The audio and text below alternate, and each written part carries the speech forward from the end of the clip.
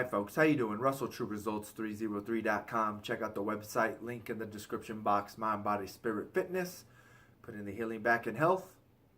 Once again, follow on social media, Facebook, Twitter, Google+. The podcast is out there. Those links are down below in description land.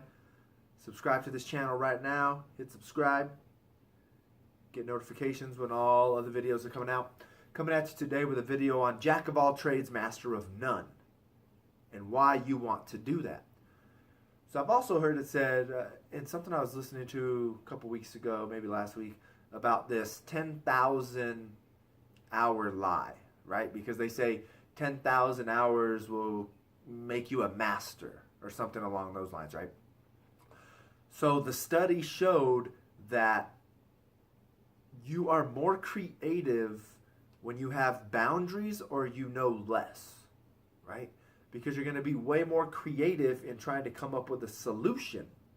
Because the more you know, I guess they were trying to say, the less creative you're going to be. And I brought that up in my video on why boundaries are a good thing.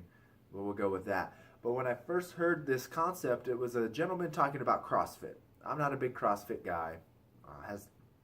Doesn't spark my interest. But that's what he said. We are the fitness jack of all trades, master of none. And I like that idea, right? Because it doesn't work in every aspect of life, I wouldn't say. But, and you know what? It does work in every area of life. You want to be a jack of all trades, master of none. In reality, you want to find the things you are good at and you want to master. But then the unfortunate thing is then we forget to become a jack of other trades. That's the thing that we forget, right? We no longer pursue becoming better in other areas of our life that we struggle, and we just try to master the one thing and we become one-sided. So it'd be the equivalent of cross-training, right? You're training for multiple sports. That's a good thing. Same thing, here's a great example. My cousin was coaching baseball or basketball, one of the two. Here in Colorado, in Greeley, small little town, and they went to California to play a team in a tournament. And there they just got stomped out, right? Got beat to a pulp. Said afterwards he was chatting, grabbed some food from the concession stand, chatting with a coach, and he's like, "Oh, what do you guys do for training in the off season or whatever?" And he's like, "Oh, kids play basketball, football." He's like, "Really? Oh, we make our kids sign a contract saying baseball is the only sport that they're going to play." And I understand to a certain degree, but there are plenty of people that, I mean, not as much nowadays, but writers like Bo Jackson, Deion Sanders, I don't think it was Ken Griffey. But a lot of these athletes played multiple sports. Or even like Russell Wilson, he was drafted, I think, by the Colorado Rockies, but he went and became the quarterback for Seattle. And I think that's when we got to understand that if we become the jack of all trades, master of none,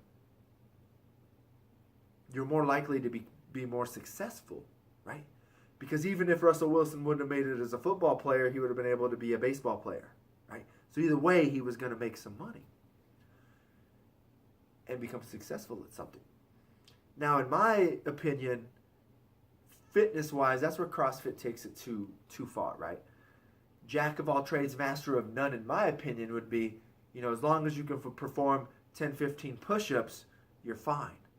As long as you can bench press 1.5 times your weight, even just your body weight bench press.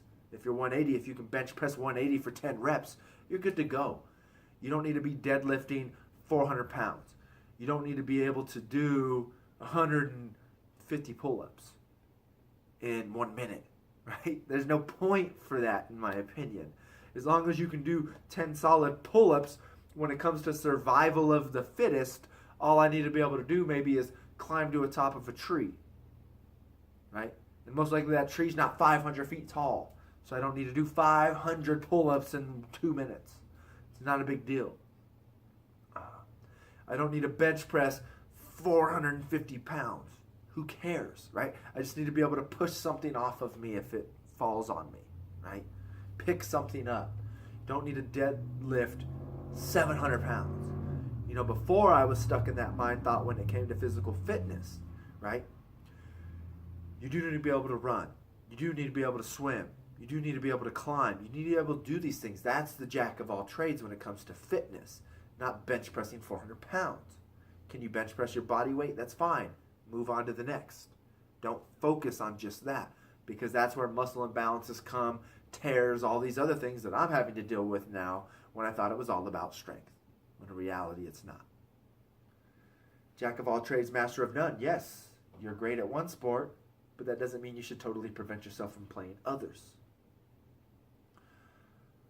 Jack of all trades. Yes, you might be great at math, but that shouldn't prevent you from, in any way, shape, or form, trying to hone in on your drawing skills, maybe, right? Or some other area. You love reading self-help books like I do. That doesn't mean you shouldn't read poetry. It's still going to have great value to you in your life. So once again, becoming the true jack of all trades, master of none, that doesn't really mean you should never master anything. It just means that you should not prevent yourself from exploring other areas of life. Because as I'm starting to notice right now, I never grew up swimming. I never swam a lot, but now that I'm training for an Ironman, a half Ironman this year, full Ironman next year, I'm starting to realize, in my opinion, I think I'm a really great swimmer. Maybe I'm not, but I'm starting to enjoy it.